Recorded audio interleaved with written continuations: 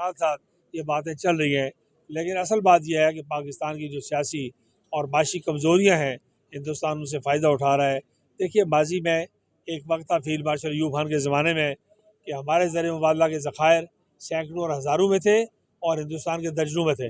कोई कोई 10, 15, 20, 25 बिलियन था उसके पास और हमारे पास कई 100 बिलियन थे। तो ये वक्त घूमता फिरता है।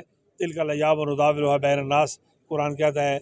मेरा यकीन है कि कश्मीरियों की कुर्बानियों की, जम्मू और कश्मीर के अवाम की कुर्बानियों के नतीजे में वो वक्त जल्द आ जाएगा जिस वक्त अल्लाह के फजल करम से एक बार फिर आप देखेंगे कि तहरीक आज़ादी अपनी मंदी अंजाम की तरफ तेज़ी से पहुँचेगी और पाकिस्तान इस पोजीशन में होगा कि वो तहरीक आज़ादी कश्मीर की आलमी सतह पर बहुत जानदार पुष्पनाई कर सके और मकबूजा कश्मीर के मुसलमानों की अखलाकी सियासी ताईद व हिमायत में इजाफा कर सके।